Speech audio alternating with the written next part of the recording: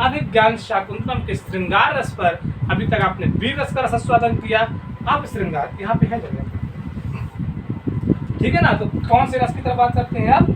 श्रृंगार रस। तो ग्रंथ का नाम क्या है? अभिज्ञान शाकुंतलम।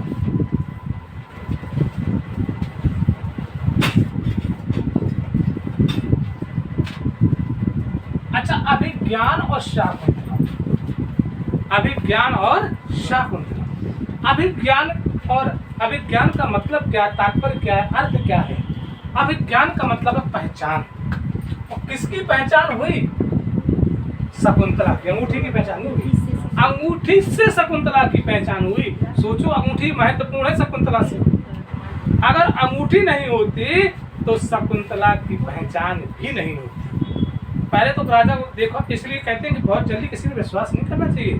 अब सोचिए, व्यक्ति से पहचान नहीं हो रही, अंगूठी से पहचान हो रही है। हमसे किसी ने कहा कि भाई किससे किसकी पहचान हो रही है, तो हमने कहा अंगूठी से शकुंतला की पहचान हो रही है, शकुंतला की अंगूठी से। ठीक। अभिज्ञान शाकुंतलम किसका नाटक है? कालिदास नहीं होते, कालिदास।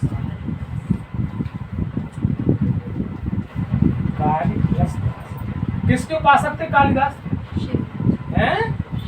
शिव के। लेकिन कालिदास नाम पड़ा जब काली की उपासना करने के कारण का नाम कालिदास पड़ा। लेकिन उपासक किसके हैं? शिव के उपासक। किसके उपासक हैं? शैव संप्रदाय कह सकते। लेकिन एक चीज मैं किरात से भूल गया था, किरात अर्थात भारवी कौन से संप्रदाय के थे? शैव। तो भूले कहाँ थे? देखो पेज हमारे पास है तुरंत। भारवी किस संप्रदाय के थे? संप्रदाय, शैव संप्रदाय। लो, हमने ये भी लिख दिया। कहाँ भूले थे? कुछ भूलते नहीं, देखो पेज हमारे पास रहता है।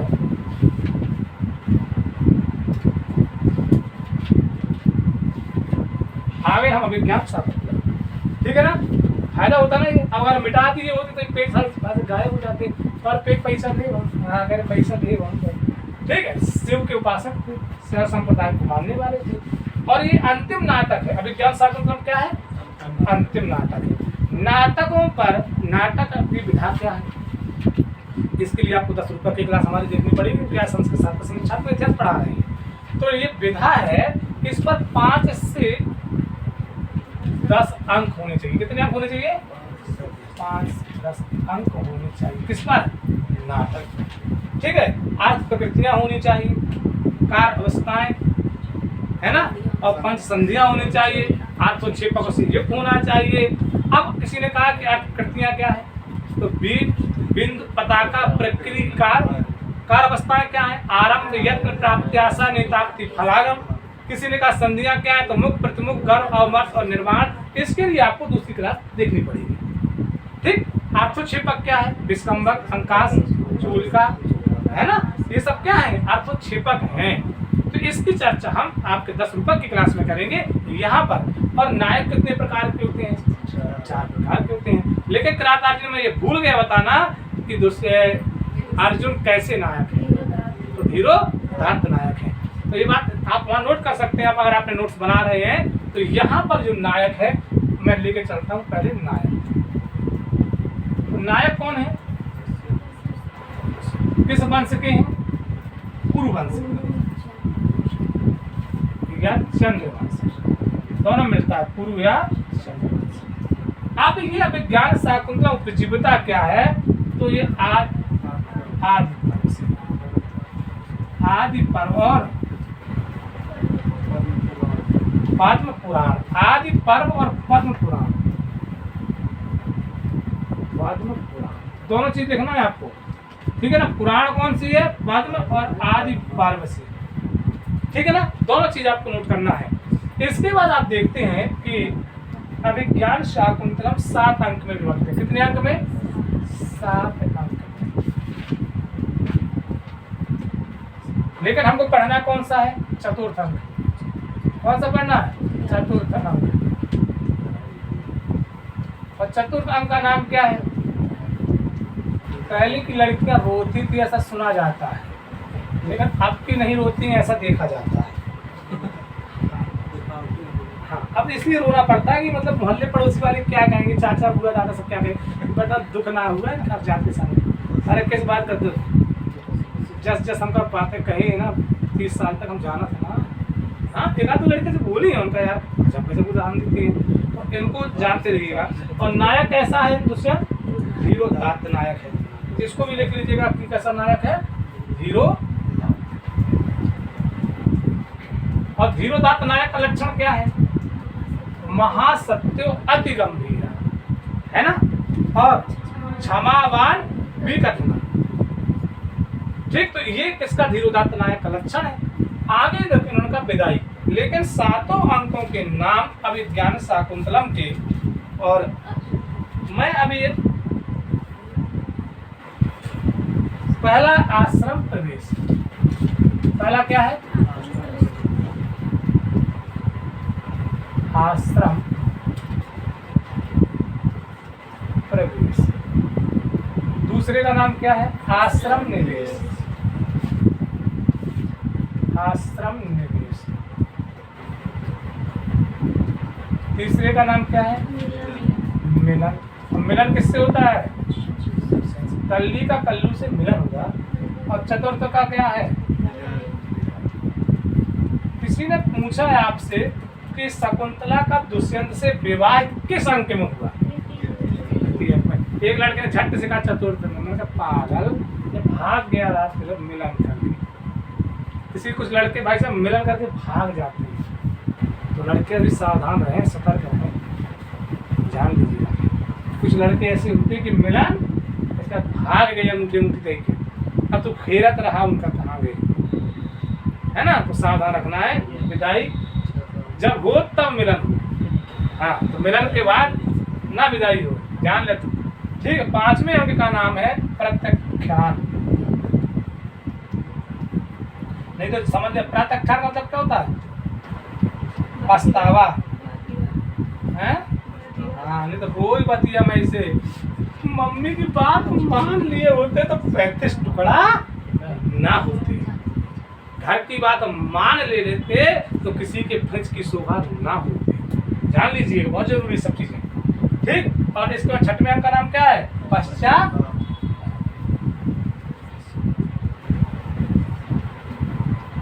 हमारे ग्रंथ बहुत कुछ बता देते हैं। 7वें का अंक का नाम है पुनर्। और किससे पुनर्मिलन? कुछ लड़के होते हैं कि गलती मान लेते हैं, सब दुष्यंत ना होते हैं कि जाके पैर पकड़ लिए, गलती हो गई अब तो कल ही घर चल। मतलब ससुराल से लड़ाई झगड़ा कुछ हो जाते हैं, कुछ एक लंबे समय के बाद कुछ पुरुष वर्ग होते हैं कि अपनी गलती स्वीकार कर लेते हैं। और पत्नियां भी कुछ होती है कि एक बार उन्होंने कहा कि सॉरी, तो सामने से कहते चलो कोई बात नहीं। कुछ चांडाल टाइप के लोग ऐसे होते हैं भाई साहब, 1000 बार सॉरी बोलने के बाद भी उनका हृदय कोई फर्क नहीं पड़ता। जहां पर संबंध बनाने पड़ते हैं वहां पर थोड़ा सा झुकना पड़ता है, लेकिन इतना मत झुकना कि टूट जाए, क्योंकि एक टूट जाओगे तो फिर तो बेकार है। देखो, वृक्ष में जब फल लगते हैं तो वो झुकते हैं, लेकिन जब उसमें भार अगर ज्यादा हो जाता तो टूट जाते हैं। अभी कितना झुकना जरूरी है। झुकना इंसान की पहचान है, अकड़ मुर्दों की जान है। तो अकड़ कौन होते हैं? मुर्दे होते हैं, अकड़ जाते हैं। और झुकता वही है जिसमें जान होती है, अकड़ मुर्दे की पहचान होती है। इस बात को ध्यान रखिए। अब देखिएगा, चतुर्थ अंक की बात थी, तो अब किस अंक में कितने श्लोक हैं? किस अंक में कितने श्लोक हैं? तो प्रथम में कितने हैं? 34। और देखिए दुष्यंत की जो उम्र थी भाई साहब, तो 35 साल का, मतलब एक युवा व्यक्ति था, और 18 साल की कल्ली से प्रेम हो गया। अच्छा, 35 ली थी, हम 34 बोल के हम 35 के दुष्यंत वाली बात आ गई ना दिमाग में। हाँ, तो हमको कभी कभी ऐसा हो जाता है, तो थोड़ा बता दिया करिए। हम कभी कभी उन सपनों के गोतों में पहुंच जाते हैं जहाँ दुष्यंत था। आपको कितने थे? दुष्यंत की उम्र कितनी थी? 35। दुष्यंत की उम्र कितनी थी? 35 वर्ष की। और शकुंतला की तो उम्र कितनी थी? 18। सोचो उस समय भी, आज भी भाई साहब कुछ लोग मैंने देखा नेताओं को जिनकी उम्र 80 साल है, उनको भी प्रेम हो रहा है। मतलब प्रेम का कोई पैमाना ही नहीं बचा है आजकल। हमने सोचा था कि तूफान की जो अवस्था होती है, जो प्रेम वाली होती है, वो इंटर बी तक के लड़कों के साथ होता है, किशोर अवस्था में, मतलब मनोविज्ञान पढ़े थोड़ा बहुत। लेकिन अब हमने देखा कि सारा उम्र जो है, उम्र कभी प्यार की मोहताज नहीं होती। हो सकता है कब्रिस्तान से जाने से 1 घंटे पहले भी मोहब्बत हो सकती है। तो किससे? जिसके पास दौलत हो, है ना। अब बताइए दूसरे अंक में कितने श्लोक हैं? तृतीय में और चतुर्थ में, पंचम में, षष्टम में और सप्तम में। भाई तो 34 से शुरू 35। तो यहीं पर देख ले, कल्लू को कल्ली के 34 साल की उम्र में, लगभग 35 साल की उम्र में प्रेम हो गया। और किससे भी प्रेम हुआ? एक वनवासिनी से। और हुआ किसको? एक राजा को। लेकिन उसको पता नहीं था कि राजा है। ठीक, तो ये सारी घटनाएं आपको पेपर में पूछी जाती हैं। और सबसे ज्यादा पूछा जाता है कि चतुर्थ अंक में श्लोकों की संख्या कितनी है? कितनी है? 22 है। मैं अभी आपको चतुर्थ अंक के 4 श्लोकों का वाचन भी सुनवाऊंगा, चिंता मत करिएगा। 4 श्लोक तो आप लोग तैयार रखिएगा, ठीक है ना। आगे हम चलते हैं, दूसरे पेज को लेके चलते हैं। अब जो बची हुई चीजें हैं उस पर हम लोग फोकस करते हैं। सबसे पहले देखते हैं अभिज्ञान शाकुंतलम की शुरुआत होती है मंगलाचरण से, और मंगलाचरण है आशीर्वादात्मक मंगलाचरण। तो अभिज्ञान शाकुंतलम का मंगलाचरण कैसा भैया? मंगलाचरण आशीर्वादात्मक।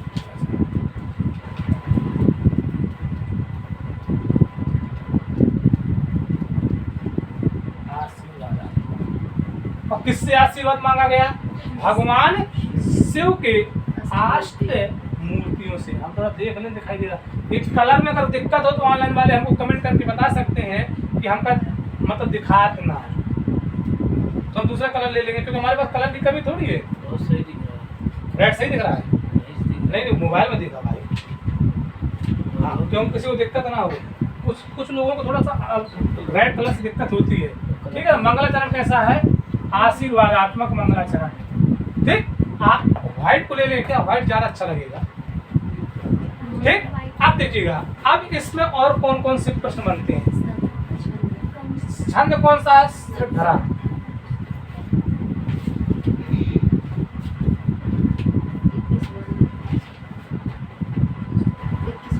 श्रीधरा।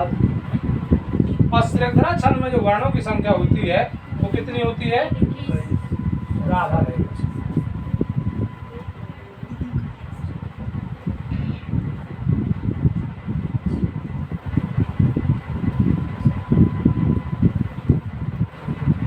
वर्णों की संख्या कितनी होती है? 21। और शुरुआत होती है श्रीधरा से और अंत होता है रुचिरा से। किससे होती है? ये प्रारंभ होता है। और भरत वाक्य किसमें? छंद में। भरत वाक्य है।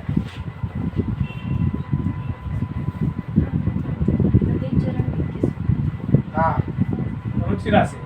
ठीक है, समाप्ति किससे होती है? कि छंद से, रुचिरा छंद से। तो ध्यान रखिएगा। और रुचिरा छंद जो बोला गया किसके द्वारा कहा गया? राजा। और श्रीधरा छंद कौन सूत्रधार शुरुआत करता है? ध्यान रखना, शुरुआत जो मंगलाचरण की करता है कौन करता है?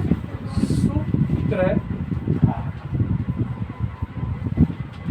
समाप्ति किसके द्वारा होती है? राजा या नायक के द्वारा। ठीक है ना। और इस पर क्या? कंचुकी। कंचुकी का नाम क्या है? वातायन। ध्यान रखना, इसमें जो देखो नायक हो गया, नायिका जो है, अब देखिएगा यहाँ पर हम कुछ पात्रों के नाम लिख लीजिएगा। जैसे अनसुईया। अनसुईया कौन है? अनसुईया किसकी सखी है? पक्का। और प्रियंवदा।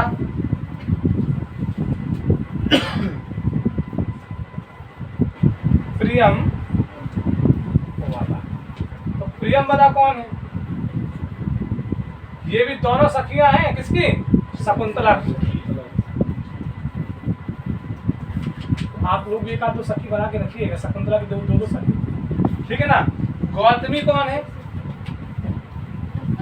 अध्यक्षा तपोवन की। ठीक है ना। और सानुमति कौन है? मेनका की क्या नाम था? सानुमती। और मेनका कौन है? जनदात्री। सिर्फ जन्म दे के छोड़ दिया रहा। तो ऐसे आजकल कुछ मेनका भी आपको मिल जाएंगे समाज में, जानते रहिए, इसमें कोई कहने को दो राय नहीं है। ऐसी मेनका मिल जाएंगी। और पिता का नाम क्या था? विश्वामित्र। तो ऐसे कुछ विश्वामित्र भी मिल जाएंगे आपको। ये जन्म दिए, पालन पोषण करने की क्षमता ना रही किसकी? पालता पिता कौन है शकुंतला के? पालित पिता जो है वो कर्ण है। वही को मैं लिख दे रहा हूँ, कर्ण। तो कर्ण से मतलब, ये कर्ण का मतलब ये है कि वाइस सुनते चली तब समझ में आए। तो पालिता पिता का नाम क्या है? कर्ण। ये सिर्फ जन्म दिए बस।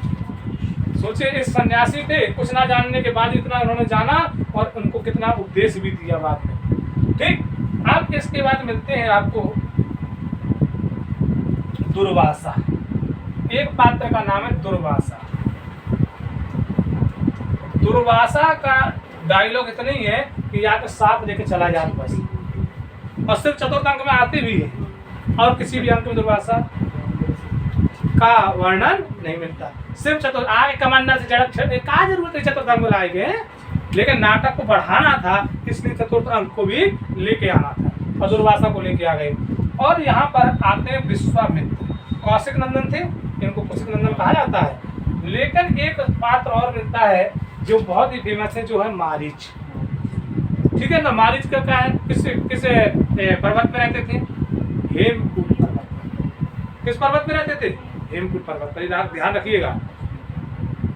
और इसके बाद आपको मिलते हैं तापसी तो कुल है, कोई दिक्कत नहीं इनसे, सारंगरौत और सारंग।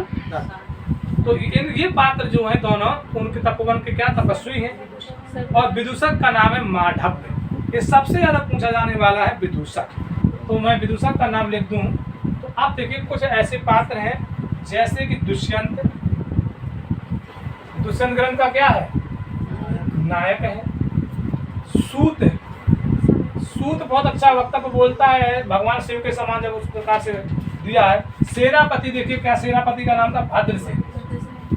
सेनापति कौन है? भद्रसेन है। विदूषक कौन है? माधव्य है।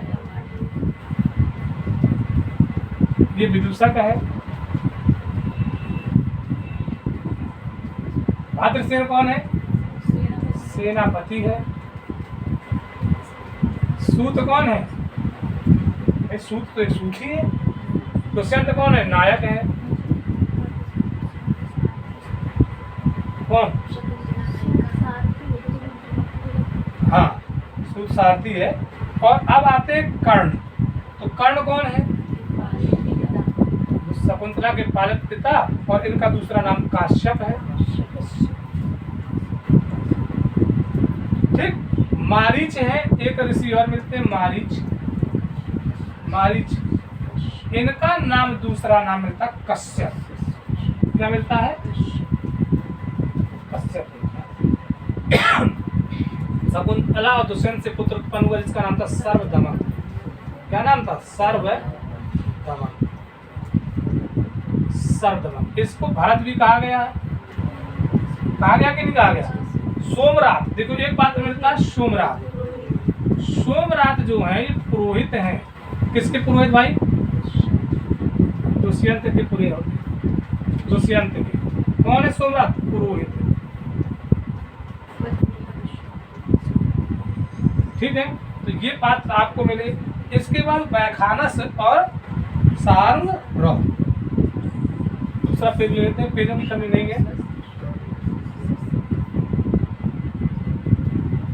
वैखानस और वैखानस के साथ रहते हैं कौन?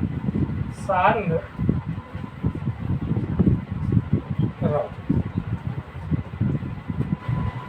सारंगरौत के साथ आगे मिलता है सारंगदत्त। सारंगदत्त भी रहता है साथ में, लेकिन दो लोगों को भेजा जाता है शकुंतला के साथ, और एक गौतमी जाती है। तो तीन लोग जाते हैं उसके साथ। तो एक तो जाते हैं सारंगरौत और दूसरे जाते हैं सारंगदत्त। गौतम, हारित और हारित शिष्य है, गौतम कौन है? वहां पर एक क्या बोलते हैं ब्रह्मचारी है, ठीक है। बैताली कंचुकी का नाम है वातायन, तो कंचुकी का नाम भी लिख लीजिए क्योंकि बार बार पूछा जाता है कि अभिज्ञान शाकुंतलम के कंची उत्तराचर्तम में दृष्टि है, ध्यान रखिएगा। और स्वप्न वासोदत्तम में वसंत, स्वप्न वासोदत्तम वसंतक, अरे माफी चाहूंगा, बादरा है, लेकिन उसका जो विदूषक है वो वसंतक है, ठीक है। तो कंचुकी कौन है? वातायन। कहाँ? अभिज्ञान शाकुंतलम, ठीक है ना। और गालो, गालो कौन है? शिष्य किसका? मारीच का। तो मारीच के शिष्य का नाम था गालो। मारीच के शिष्य का नाम था गालो। ये बहुत पूछा गया है कि मारीच के शिष्य का नाम क्या है। अब स्त्री पात्र में कौन कौन से हैं? नटी है, शकुंतला है, तापसी है, गौतमी है, अनुसुईया है, प्रियंवदा है, अदिति है, सानमती है, मेनका है, वेत्रवती है, प्रतिहारी है ना वेत्रवती। तो ये स्त्री पात्र थे।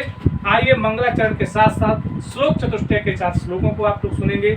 इसके बाद हम लोग आगे बढ़ते हैं नए ग्रंथ के साथ, लेकिन तब तक के लिए सुनिए आप चतुर्श्लोक के साथ पहले मंगलाचरण, इसके बाद 4 श्लोकों का वाचन। श्लोक चतुष्टय, ठीक है ना, पुस्तक होगी उससे और निकाल दीजिए अभी क्या साथ। आइए। या सृष्टि सृष्टुवाद्या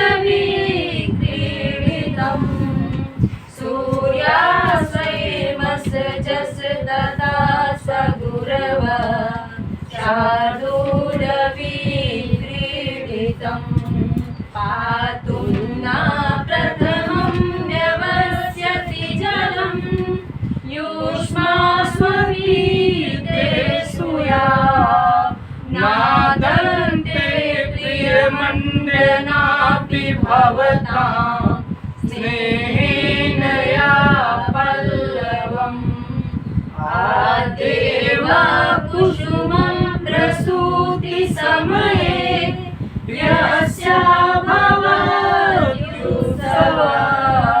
सेयं याति शकुन्तलापतिगृहं सर्वैरनुज्ञायताम्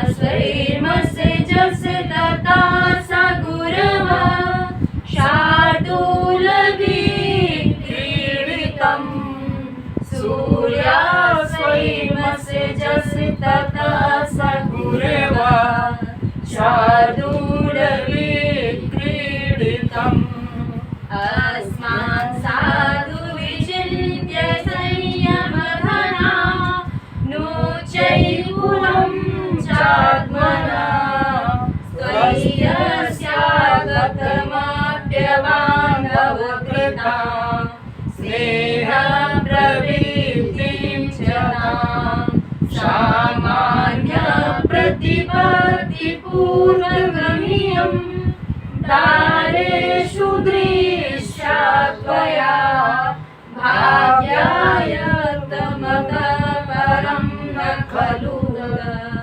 वाच्यं वधूवन्धुहि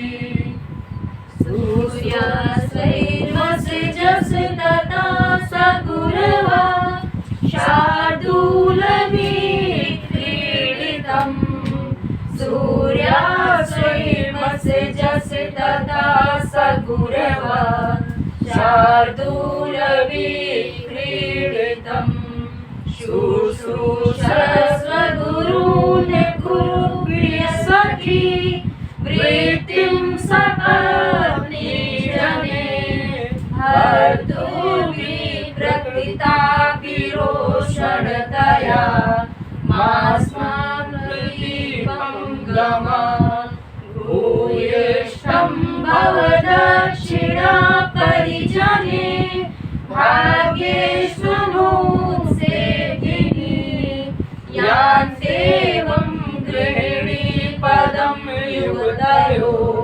वामाकुलस्याधया। 22वां श्लोक और 22वां श्लोक और आपको पढ़ेंगे।